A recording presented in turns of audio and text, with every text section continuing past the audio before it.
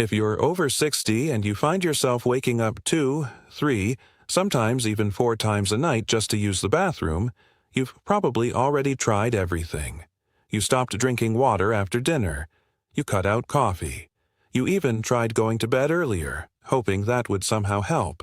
And yet, almost every single night, like clockwork, your body wakes you up at 1 a.m., then again at 3 a.m., then again right before sunrise. You shuffle to the bathroom half asleep, you go back to bed, and you lie there staring at the ceiling, wondering why this keeps happening to you and not to your spouse sleeping peacefully right next to you. Here's the truth nobody tells you. This is not just normal aging. Yes, it becomes more common as we get older, but common doesn't mean harmless, and it definitely doesn't mean there's nothing you can do about it. In the next few minutes, I'm going to walk you through exactly what's happening inside your body when this occurs, why it's so much more frequent after 60, and the real, often overlooked reasons behind it that have nothing to do with simply drinking too much water before bed. By the end of this video, you'll understand your own body so much better, and you'll know which simple changes can help you sleep through the night again. So stick with me, because reason number 3 on this list is the one almost nobody talks about, and it might be the missing piece you've been looking for. Let's start with the basics. The medical term for waking up at night to urinate is called nocturia. It's defined as waking up 1 or more times during the night specifically because you need to urinate, and it's one of the most common complaints among adults over 60. In fact, studies suggest that by age 70, the majority of people experience this at least occasionally, and for many, it becomes a nightly occurrence that disrupts their sleep cycle entirely. Now, here's the first thing you need to understand. Your kidneys don't just produce urine randomly throughout the day. They follow a rhythm, almost like a daily schedule, controlled by hormones. One of the most important hormones in this process is called antidiuretic hormone, or ADH for short. Think of ADH as your body's natural do not disturb signal for your kidneys at night. When you're young, your body produces more ADH while you sleep, which tells your kidneys to slow down urine production so you can sleep through the night without needing to get up. But as we age, our production of this hormone naturally declines. Less ADH means your kidneys keep producing urine at a more constant rate, even while you're asleep, which means your bladder fills up faster overnight than it used to. Imagine your bladder is like a bucket, and at night your body is supposed to turn the faucet down to a slow drip. But as we get older, that faucet doesn't turn down as much anymore. The water keeps flowing at almost the same pace as during the day, and eventually that bucket fills up and needs to be emptied even at 3 in the morning. That's reason number 1, and it's a big one. But it's far from the only reason, and honestly, it's not even the most overlooked one. Reason number 2 has to do with your heart and your circulation, and this is something that surprises a lot of people. During the day, when you're standing or sitting, gravity pulls fluid down into your legs and feet. You might notice this as mild swelling around your ankles by the end of the day, especially if you've been sitting for long periods or if you have any issues with your veins or your heart. Now, here's the key part. When you lie down at night, that fluid that was sitting in your legs doesn't just disappear. It gets reabsorbed into your bloodstream and travels back toward your kidneys. Your kidneys then process this extra fluid and, you guessed it, turn it into urine. So that swelling you had in your ankles during the day basically gets redistributed and shows up in your bladder a few hours after you fall asleep. This is particularly common in people with conditions like high blood pressure, heart failure, or vein problems in the legs. But it can happen even in people who are otherwise quite healthy, simply because of how aging affects circulation and vein function over time.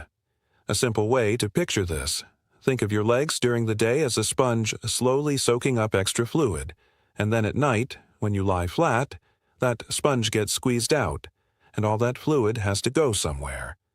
Unfortunately, somewhere usually means your bladder. Now let's get to reason number 3, the one I promised you, the one that's often missed entirely. This has to do with the bladder itself, specifically its capacity and how well it empties. As we age, the bladder muscle, called the detrusor muscle, can become less elastic and less efficient. This means two things can happen. First, the bladder may not be able to hold as much urine as it used to, so it signals, "I'm full," sooner, even if there isn't actually that much urine inside. Second, and this is the part people often don't realize, the bladder may not fully empty when you go. So even after you've used the bathroom, there's still some urine left behind. This is called post-void residual urine. Here's why this matters so much. If your bladder isn't fully emptying during the day or at night, it reaches its "I'm full, wake up now" signal much faster than it should. So you might go to the bathroom, lie back down, and within 2 hours, your bladder is sending the alarm again. Not because your kidneys produce that much new urine, but because the bladder was already partially full to begin with. For men over 60, this is very often connected to the prostate. As the prostate gland naturally enlarges with age, a condition called benign prostatic hyperplasia, it can press against the urethra and make it harder for the bladder to fully empty. For women, this can be related to changes in pelvic floor muscles, especially after menopause, when lower estrogen levels can affect the strength and elasticity of the tissues supporting the bladder. Think of it like trying to drain a bathtub through a partially clogged drain. The water does eventually go down, but slowly, and there's always a little bit left at the bottom. Over time, that little bit left adds up, and your bladder ends up working overtime, especially at night when you're lying down and that fluid shift from your legs is adding even more to the mix. So now you might be wondering, what can actually help with this? While I always recommend talking to your healthcare provider about your specific situation, especially if this is a new or worsening symptom, there are some general lifestyle approaches that many people find helpful. One simple strategy is timing your fluids differently throughout the day rather than just cutting back overall. Try to get most of your fluid intake earlier in the day and gradually taper down in the few hours before bed, rather than stopping abruptly right at dinner time. Another helpful approach, especially if leg swelling is part of the picture, is elevating your legs for a period in the late afternoon or early evening. This gives your body a chance to redistribute and process that fluid before you go to bed, rather than it all happening while you're trying to sleep. For those dealing with limited salt intake concerns, reducing sodium can also help, since excess salt causes your body to retain more fluid, which often ends up being released at night.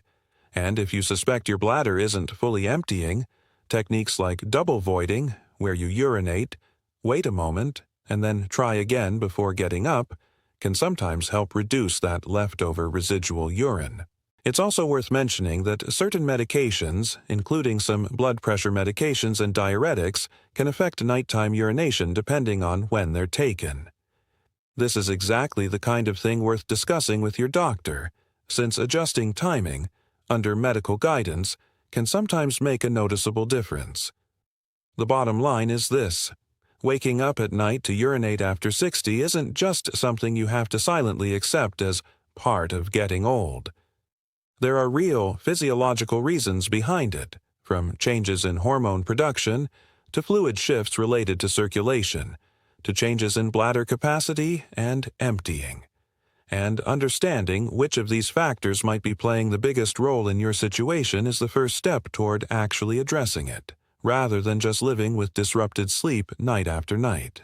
If this video helped you understand what's really going on with your body, do me a favor and share it with someone you know who's been struggling with the same thing, maybe a parent, a spouse, or a friend who's mentioned waking up multiple times a night. Sometimes just knowing why something is happening can be incredibly reassuring, and it can also be the first step toward having a more informed conversation with your doctor about what might help. And if you found this helpful, consider subscribing, because we cover topics just like this every week. Real explanations for the health changes that come with aging, explained in a way that actually makes sense, without unnecessary jargon and without making you feel like just another statistic. Your sleep matters, your comfort matters, and understanding your own body is one of the most powerful tools you have at any age. Thanks for watching. Take care of yourself, and I'll see you in the next one.